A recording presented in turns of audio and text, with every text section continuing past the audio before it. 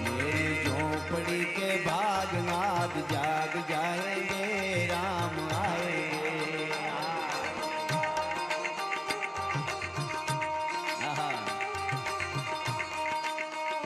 राम आएंगे, आएंगे, राम आएंगे।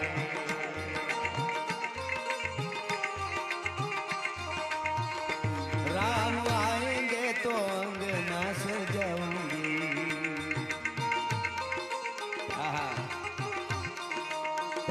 दीप जला के मैं दिवाली मनाऊंगी।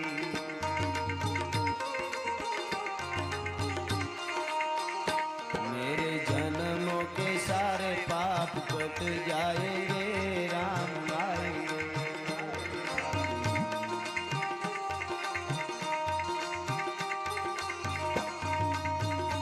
मेरे जन्मों के सारे पाप कट जाएंगे, राम आएंगे।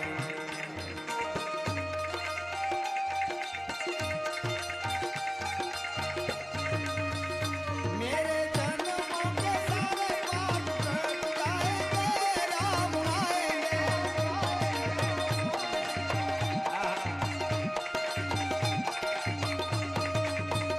मेरी झोपड़ी के भागनाथ जाग जाएंगे, राम आएंगे।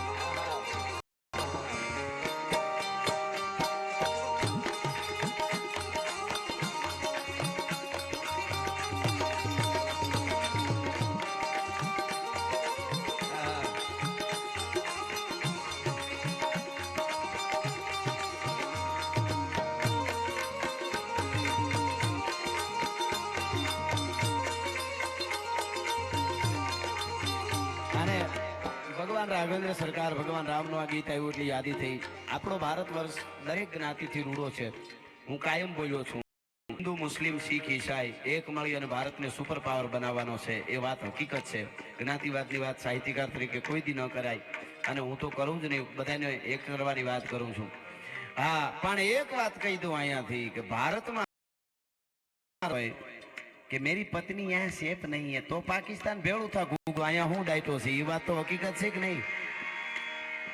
હા, એક ઝટકામાં ભારતની આન બાન ને શાન ઊંચી કરી દીધી. ડોક્ટર અબ્દુલ કલામની જનતાને મારા 100 સલામ છે.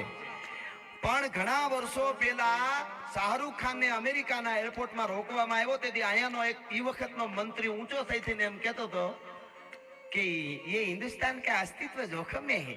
બોલા રોક્યો એટલે ઈ મને વાંધો નથી, પણ એવી જ રીતે ડોક્ટર અબ્દુલ કલામને ઈ વખતે દિલ્હીના એરપોર્ટમાં રોક્યો તો તેથી કાંઈ નહોતો બોલ્યો. એટલે પીડા છે ને અહીંયા રાયડું નાખીને બોલવું પડે છે. બાકી અમે ભગતસિંહની વાત કરી છે તો અશફાકુલ્લા ખાનની પણ વાત કરી છે. અમે કાદુ મકરાણીના રાહડા ગાયા, જોગીદાસ ખુમાણના ગાયા છે. જે છે અહીંયા રહી કાયમ યાદ કરું છું. માં ભોમ માટે જેને બલિદાન આપી દીધું આની સામે તમે વિચાર કરો 1965માં મોતની સામે જેને કહેવાય પાકિસ્તાનની હાથ હળગતી ટેન્કુ હળગાવી અને શહીદ થઈ ગયો અબ્દુલ હમીદ. જનતાને મારા વંદન છે, પણ અહીંયા રહીને ઘણાનો હક થાય છે એટલે બોલવું પડે છે. એની વાત છે. અને બીજી વાત, તમે ભગવાન રામનું મંદિર બની પ્રતિષ્ઠા થવાની છે. મારે ગીત આગળ ગાઈશું, કહીશ તમને, પણ એનો આનંદ છે. પણ અમને ઘણા પ્રશ્ન કરતા હોય, મને કોકે પૂછેલું કે આ રામ મંદિર બન્યું, અમે તમારું શું કહેવાનું? મેં કીધું અયોધ્યામાં રામ મંદિર જ હોય ને, અમે ક્યાં કાબુલમાં બનાવવાનું કહીએ છીએ? એ તો હકીકત છે. હવે આ બરોબર. હવે બીજું, કાબુલમાં ખોદશો ને તો અમારા જ મંદિરોના અવશેષ નિહેરશે, અને અયોધ્યામાં ખોદશો તો અમારી જ નિશાની નિહેરશે. એ તો હકીકત છે કે તો કાયમ મારા પ્રોગ્રામમાં કહું છું, અહીંયાથી જેટલું બોલું એ મારી જવાબદારી સાથે બોલું છું. અને મેં અમુક તર્કની વાત કરી હોય, બધી નહીં, તર્કની વાત કરી હોય, એના માટે કોર્ટમાં જવા માટે પણ હું તૈયાર છું. હું વિચારા વગર કોઈ દી અહીંથી બોલતો નથી, એ તમને કહી દઉં. નગરના નામ બદલવાની વાત આવે, રસ્તાના નામ બદલવાની વાત આવે, ગામના નામ બદલવાની વાત આવે તો કોઈ પૂછે કે આ બરોબર છે, યોગ્ય છે? અને મારા એક જવાબ, સનાતન ધર્મના સાહિત્યકાર તરીકે હિન્દુસ્તાનની કોઈ જ્ઞાતિ જાતિ નહીં પણ વિશ્વમાં આખાને મારો આ વાત બધાને જવાબ છે મારો કે આ વાત મૂકું છું, નિર્ણય તમે લેજો જેને ખબર, પણ સાચી વાત તમને સમજાવું કે એક ભાઈએ ગ્રાહ માટે, સત્તા માટે, લોભ લાલચ માટે થઈ હગા પોતાના 3 ભાઈઓને મારી નાખ્યા હોય. સાંભળજો, પુરાવા સાથે ઓથેન્ટિક વાત કરું છું. એક માણસે પોતાના હગા ભાઈને દિવાલમાં ચણાવીને માર્યા હોય, ગુંડાએ માથા કાપીને માર્યા હોય, પોતાના હગા ભાઈને આ માથું કાપીને એની ભેટ જેલમાં પોતાના બાપને મોકલી હોય કે લે બુઢે એ ભેટ દેતા હું તેરે કો. બાપના નામ દઉં, દીકરાનું નામ દઉં. હમણાં કોના નામના રોડ રસ્તા હોય એ વાત કરું છું. પોતાના મા બાપને જેલમાં પૂર્યા. મરવા ટાણેનો બાપ બોલ્યો શાહજહાં, સાંભળજો, ઔરંગઝેબનો બાપ, કે મુझे थोड़ा पानी पिला, औरंगजेब में मर रहा हूं, मरा हूं, थोड़ा सा पानी पिला दे. બહુ વિનંતી કરીને કીધું કે નહીં, બુઢે કો કોઈ પાણી નહીં દેગા આપ. બરોબર. હવે મરવા ટાણે છેલ્લે ખબર પડી ગઈ શાહજહાંને કે હવે મને પાણી આ નહીં પીવડાવે, મારો દીકરો પીવા દે. તે મરતા મરતા શાહજહાં બોલ્યો, ઈ અહીંથી સાહિત્યકાર તરીકે કહું છું, ઓથેન્ટિક વાત કરું છું. શાહજહાં એ મરવા ટાણે એટલું કીધું કે હે ઔરંગઝેબ, તારા કરતા તો સનાતન હિન્દુ ધર્મ વાળા હારાક મેર્યા પછી પીપળે પાણી રેડવા જાય છે તો જીવતા મા બાપને પાણી નથી પીવડાવતો ભલા માણસ. ફારસીમાં કવિતામાં શાહજહાં બોલ્યું, ઈ મેં કીધું છે. આમાં કોઈને વાંધો હોય તો પેલા શાહજહાંને પૂછે. એ તો હકીકત છે કે નહીં? હવે મારું કહેવાનું ઈ છે કે ઈ પોતાના 3 ભાઈઓને મારી નાખે, ગરા હાટુ મા બાપને જેલમાં પૂરીને ભૂંડાએ મારે. એના નામના રોડ ને રસ્તા નગર હોય કે એક બાપના વચનને ખાતર કહી દે 14 વર્ષ વનવાસ ભોગવી લો, બાકી અયોધ્યાની ગાદી નો ખપે. બીજો કે હું હારે, ત્રીજો કે નંદીગ્રામમાં ખાડો ગાળીને બેહું, બાકી મારે અયોધ્યા ન જઈ, ચોથો કે ઈ બાજુ લમણો ન વાળું. એના નામના રોડ રસ્તા નગર હોય કે આના નામના નક્કી દુનિયા કરે. હું તો સનાતન ધર્મના સાહિત્યકાર તરીકે વાત કરું છું. એક પ્રસંગ ઉપર મારે જવું છે, પણ એની પહેલા એક ગીત આપ બધાને ખૂબ ગમે છે અને ખૂબે વધાવ્યું છે, એ ગાઈને પછી એક વાર્તા મારે કરવી છે ખાસ. થોડુંક અમારું વજનદાર સાહિત્ય ખરું, આમ ફોરું ફોરું તમને નહીં લાગે, પણ ઘેરે ગયા પછી વિચારતું તો ખબર પડશે કે અમે કંઈક સાચું હોનું લઈને આવ્યા છે, એ ગેરંટી આપું છું. પણ એની પહેલા એક આ ગીત. અરે તો દુનિયાથી દેવની તો વાત જ ન થાય.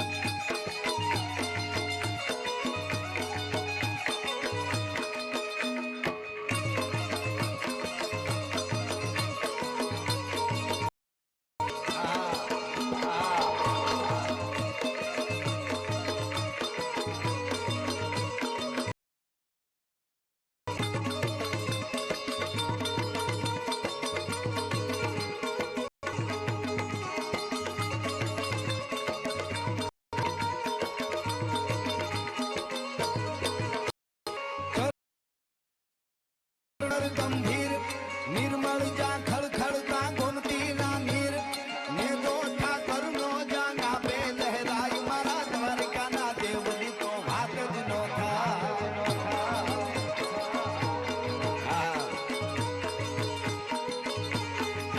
મીઠુડી ધરતી, મીઠુડી ધરતી, મીઠુડી ધરતી, મીઠુડી ધરતી, મીઠુડી ધરતી ના મીઠા ભગવાન.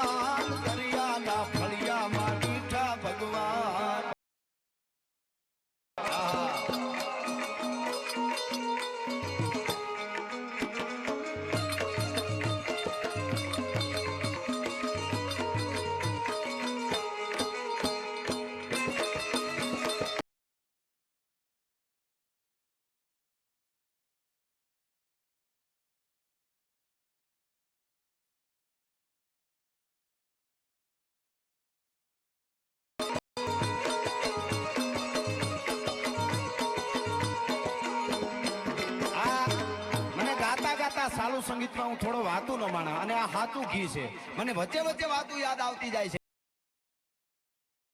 સંખ્યામાં હજારો નજર પડે ને આમ છે. અહીંયા આવીને જોવો તો થાળી મૂકો તો થાળી વહી જાય, એટલા બધા બેઠા છો.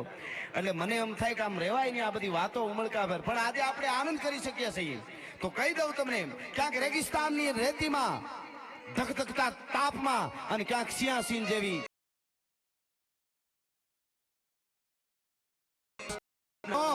જાગે છે ને, એટલે ડાયરામાં તબલા બેજો વાગે છે. એ આપણે ન ભૂલવું જોઈએ. વાત એટલી જ હકીકત છે. હા, આજ પણ મને આમ નાની નાની વાતો વચ્ચે યાદ આવતી જાય ગાતા ગાતા. એટલે કહું છું, તારીખ સાથે તમને કહું, 29 તારીખ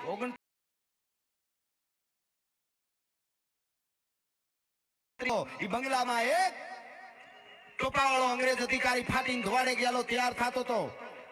ટાણે ટાણે ભમરા ભરીને દારૂ પીવે, માંસ ખાવા, હિન્દુસ્તાનીના લોહી પીવા. જુવાન દીકરી હાલી આવતી હોય તો ભાલાના ઘૂસતા મારતું જાય, હાલ્યો જાય ફાટીને ધોવાડે ગયેલો. એને એના માણસે આવીને કીધું, સર જલ્દી ચલો સાવની में. કે નહીં कि नहीं सर नहीं जाना, जल्दी सावनी में चलो. कि इतनी जल्दी क्या है? कि एक बमन पागल हो गया है, एक ब्राह्मण गांडो थी गयो से. पागल हो गया है. क्या हो गया? पागल हो गया.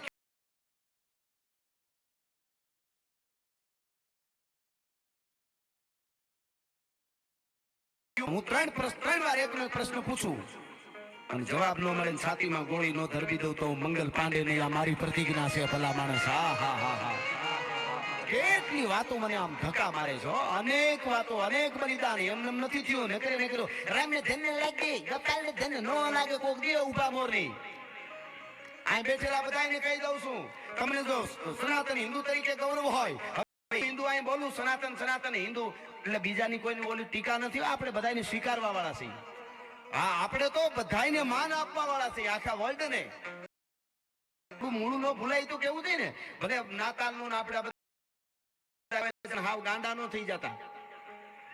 અમુક તો હાવ હામતા નથી અમારી બાજુ. 30 મને વ્યવહારે તમારું ભલું થાય, તમારું હાવ માપે વાંધો નહીં, આપણે એને માન આપો. પણ હું તો આપણી ગોકાળ આઠમ ઉપર ને રામનવમી ઉપર દુર્ગાષ્ટમી ઉપર જયારે ઈ બધા નાચવા માંડે ને ઈ બધા જયારે ઉજવવાનું ચાલુ કરે ને તેથી આપણે બરોબર છે એમ. આપણું તો આપણું છે ને યાર. એટલું બધું ભૂલી નહીં જવાનું, ભાન નહીં ભૂલી જવાનું કે આપણે આપણું વયું જાય. કહેવાનો અર્થ મારો એટલો છે, બાકી બધાયનું લીધા જેવું છે.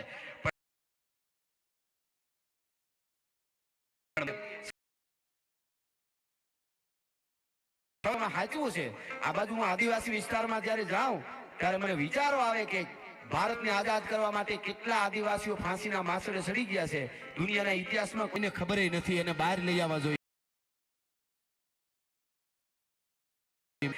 તમને વાત જે કહેવા જઈ રહ્યો છું કે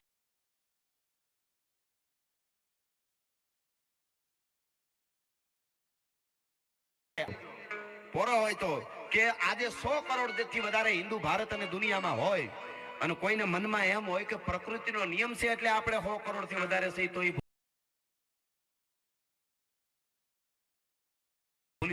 એમ કરતા 160 વધતા વધતા આપણે 100 કરોડ થી વધારે થઈ ગયા.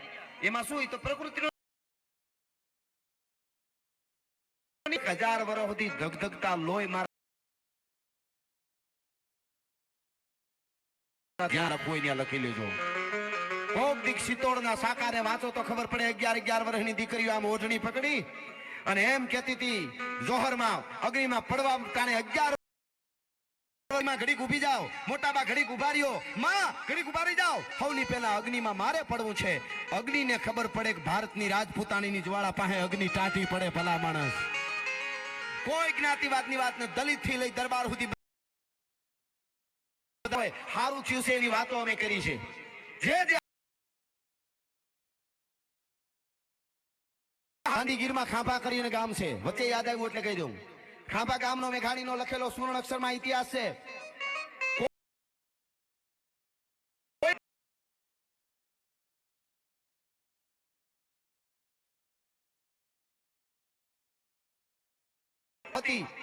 એના પતિએ કીધું કે તારા ભાઈ પાસે બહુ સારું છે, પૈસા વાળો છે, થોડું ઘણું લઈ આવ તો દુષ્કાળ ઉતરી જાય, નહીતર થોડા ઘણી ભેહું છે એ મરી જાય.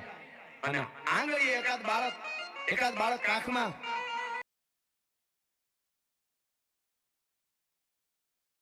આવે છે, નામ જાનબાઈ છે, ભગત બાપુ કહેતા. એમાં બન્યું એવું, પોતાનો ભાઈનું ઘર આમ સેટેથી દેખાણું, ઓહરીની ઉપર આમ ઊંચી પડથારના મકાનની. એને ખબર પડી કે મારી બેન હાલી આવે છે અને દુકાન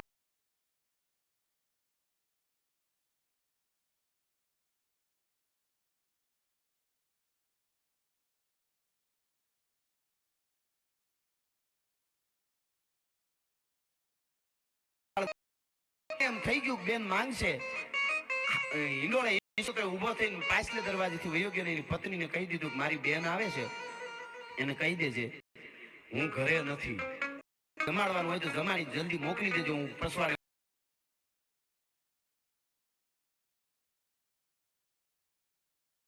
જય માતાજી, રામ રામ. જે કઈ કર્યા ભાભી હામાં, ભોજાઈ હામાં, પોતાના ભાઈને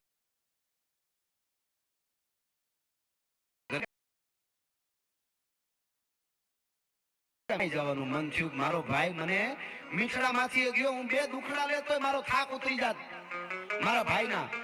અને મને